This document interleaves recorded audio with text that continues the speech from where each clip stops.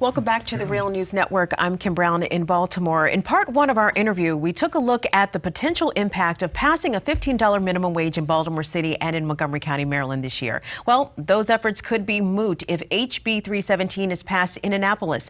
The measure would mandate minimum wages and benefits like sick days only be mandated on a statewide level. Reporter Jessel Noor covered the first hearing for HB 317 in Annapolis on Tuesday, February 7th. Today was the first hearing of HB 317. It is a bill that would preempt cities like Baltimore and counties like Montgomery County from raising their minimum wage or granting sick days. Yesterday in Baltimore, a $15 minimum wage bill was introduced that has the support of the majority of the city council.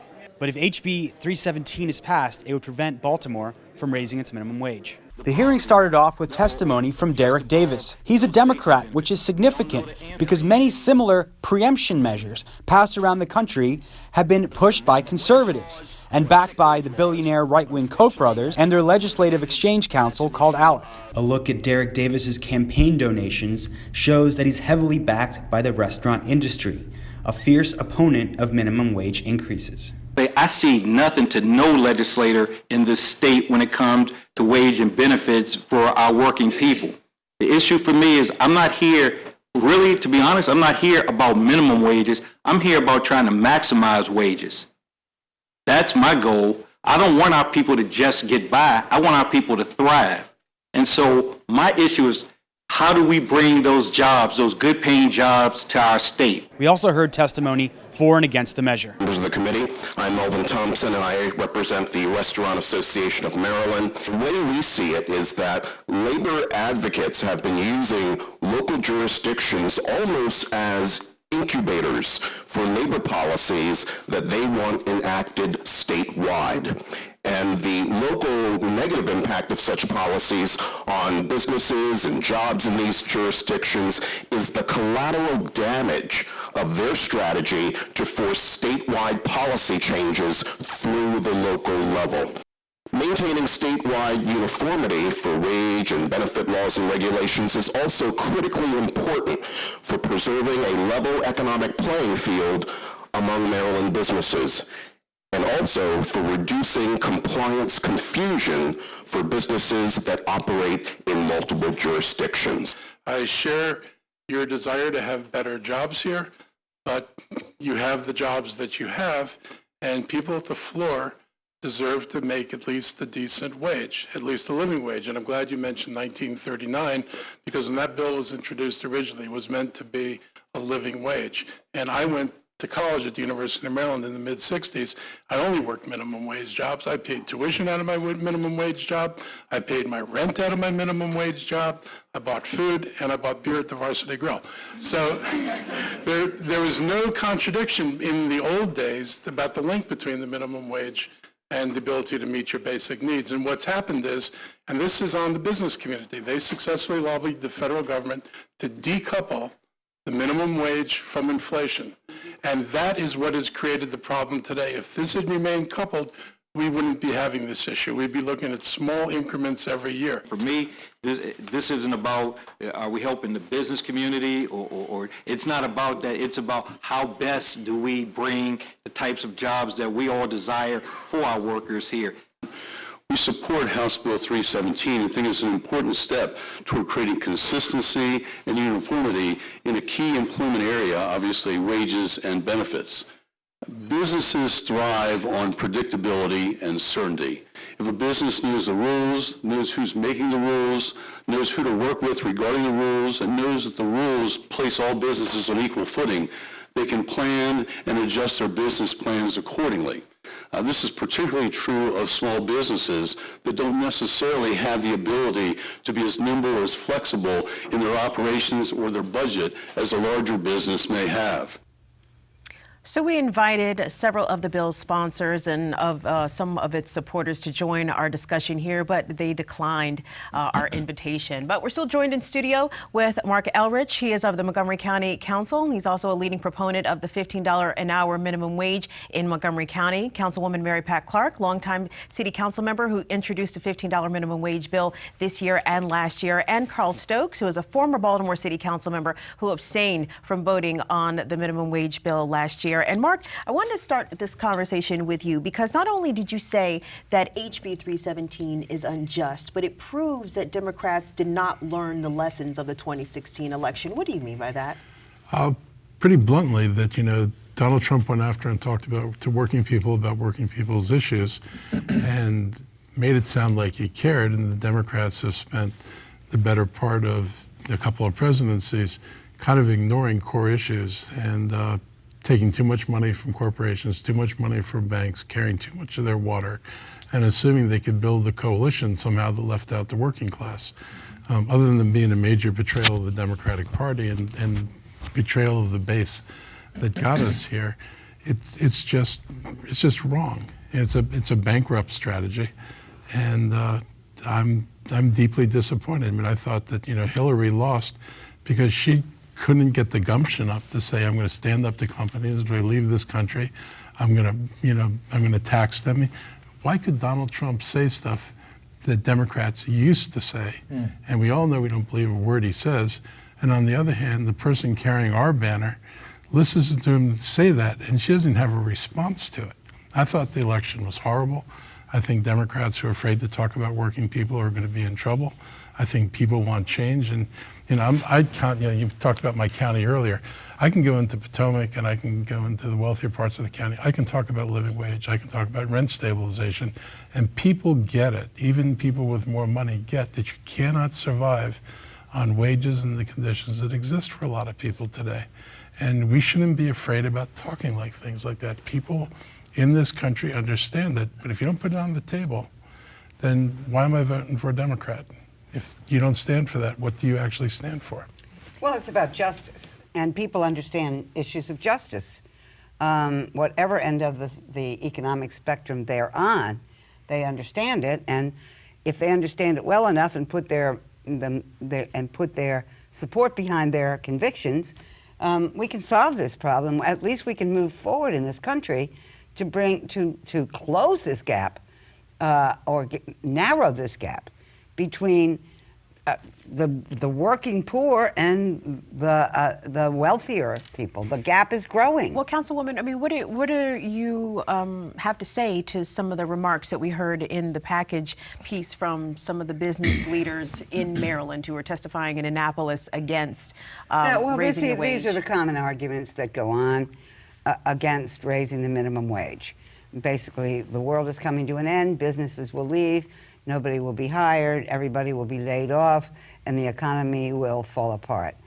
The evidence would suggest otherwise from many, many locations that have raised the minimum wage, cities and counties that have done so on their own, without an entire state to back them up, because their living standards may be different from other parts of the state, for example. So it's our job in the Baltimore City Council to try to take care of the people who live here, and the people who work here, wherever they come from. And the people who live and work here are suffering, and our whole city suffers as a result. We know the Department of Justice and its report is crucial to abide by and understand for the future of Baltimore around the treatment of by the police of the society. We also know that we cannot live in an economically divided city and be one community, which we must be. This is for the people who live here. That's why we put the money into bringing the jobs here. That's why we cleared the inner harbor of all the fish coming in and everything that was kind of deteriorating around us, and built a tourist attraction, not just because we love to see people come and visit us, which we of course do, but to provide jobs, decent jobs, to replace manufacturing for the population. And those jobs are here now, but they're not decent in most cases for the people who live here. They work hard, they have 2-3 jobs, they still can't make ends meet. This is not good for Baltimore City. We have 98,000 residents who work here, who are, as we say, underwater from working and the wages that they'll bring in, even under the highest state wage of 1010, they will be thousands of dollars short of being able to meet basic minimum household expenses. Carl, from the remarks that we saw from the people testifying on behalf of the business community in Annapolis, one of the gentlemen said that, you know, businesses like things to remain stable. They don't like a lot of change. They don't like uncertainty. So, you know, as a former elected official yourself, obviously representing the people of Baltimore City, but at the same time having to walk that line of how to make Baltimore a productive and conducive place for businesses to want to come and set up, obviously to employ the many thousands of people in Baltimore who are either unemployed or underemployed, as the councilwoman articulated. How does government do that? Well, first of all, a better bill than 317 would have been a one rate, one state, one rate bill. In other words, we shouldn't create these islands. Not that I believe that the bill creates an island, but it shouldn't be Montgomery County. It shouldn't be Baltimore City taking the lead and being the only ones. The state should kick that bill away, 317, and instead put in a bill that says, here is the minimum $15 an hour rate that gets there by 2020, the original. The entire state, everybody buys in to the same thing. The economy moves together. Folk get a chance to step up together. Rather than say, we're preempting individual counties and cities to do it, let's do it together. That's what we'd like to have. Everyone can sign on that. I think that should pass overwhelmingly, because what my colleagues are talking about is absolutely right. You know, it's a two-pronged issue also. Again, you know, I'll say it, we also have to help people build their skills. Now, they should get a good, strong rate to begin with, but we should also not be looking 5 years down the road and saying these same people should be stuck in a minimum wage job. But we should help to build their skills. The folk who are their employers now should begin to pay, I know that becomes into supporting or by working with people that they raise their skill level. You know what's happening a lot in some of these places that my colleagues are talking about, the big employers, they are importing workers into Baltimore City. And they will import, again, I know they've heard this argument also. Import them from where? From the county? From the out of counties, the country? from or? other countries. Trust me, people who are making $11 an hour in Howard County or in Baltimore County, when we go to $15, will say, why don't you take me, a more experienced employee, into Baltimore City? And I'm not saying that we'll lose employee jobs, but we may, because people with more skills, more experience, will be competing with people with maybe not as high a skill level in the city. Well, let me interrupt and say this is a lovely train of conversation here, but the notion that the state of Maryland, the General Assembly, is going to adopt a statewide rate of $15 by 2020 is like Donald Trump's going to come down and help the governor sign that Isn't bill. the state full of liberal Democrats, and why wouldn't they do it? Well, they should have, and we wouldn't have to go through this That's my pain. point. But So- we cannot let them deprive us of the opportunity to bring justice I'm not going to support it. and I healing. don't support it. That's my point. I Right. don't support the Oh, yeah, I know you don't. Okay. But I mean, we Exemption. go off talking about what the Pre-emption. state should do, and we know very well Right. there is no chance in the world Okay. they will do that. They're stuck at 1010. They're going to stick there for 3 years in a row. Why are they stuck when a Well, Baltimore because they're- City, a because they Montgomery haven't- County, Prince they keep- George's?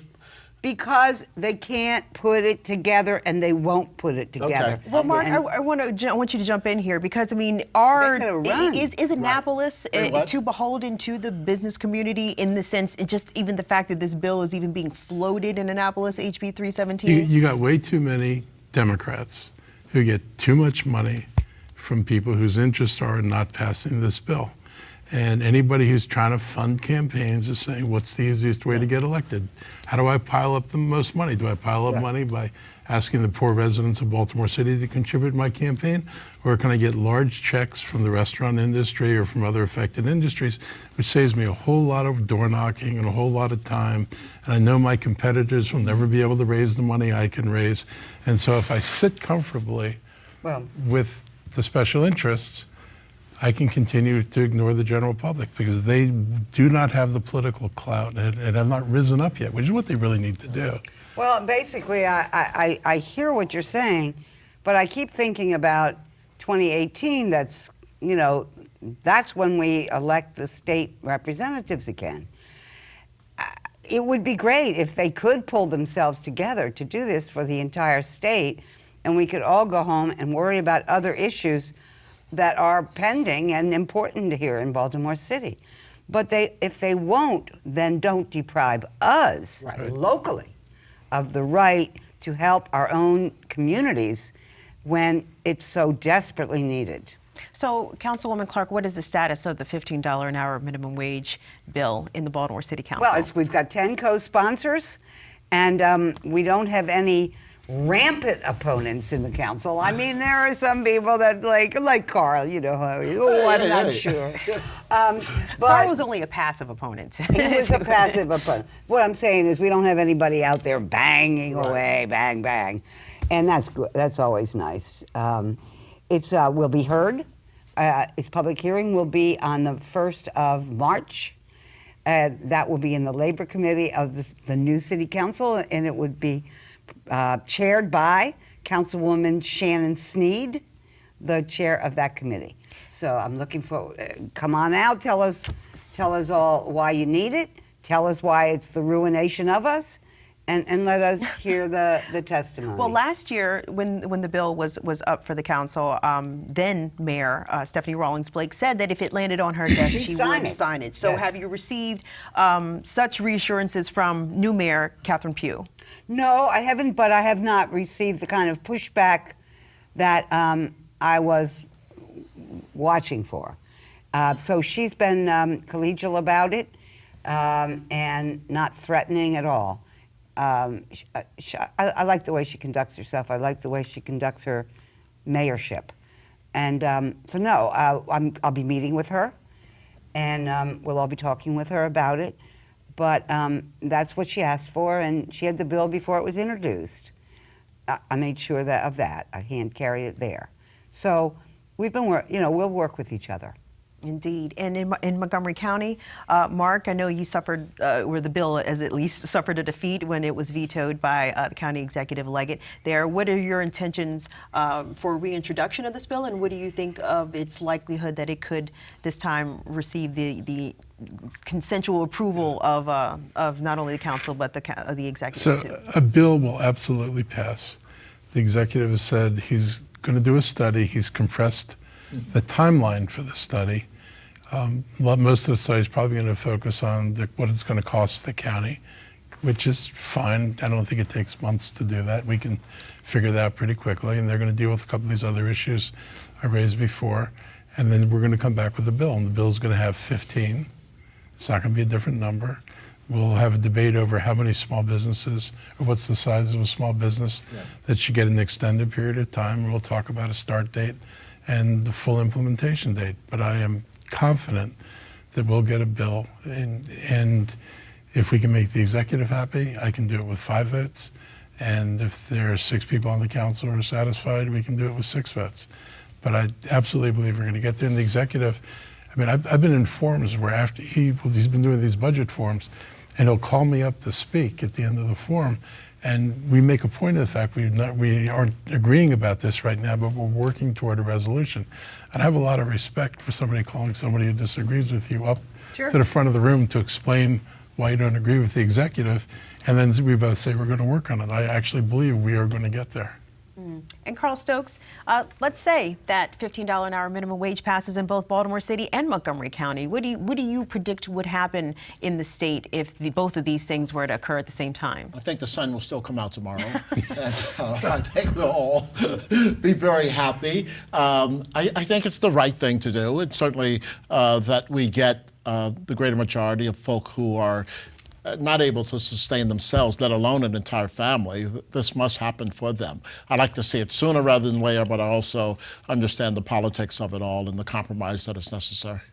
Indeed. So for all those who are interested, there is going to be a rally for the $15 an hour minimum wage in Baltimore on February the 16th at 6 p.m. at the new Waverly UMC Church located at 644 East 33rd Street, Baltimore, Maryland. So if you're interested in checking out that, you should check that out. So I'd like to thank our panel. Thank you guys so much for your wonderful comments, expertise, and best of luck to everyone here. Oh, Thank you. All right. Well, thank you for checking out The Real Baltimore for the Real News Network. On behalf of our fantastic staff here, I'm Kim Brown. Thanks for watching.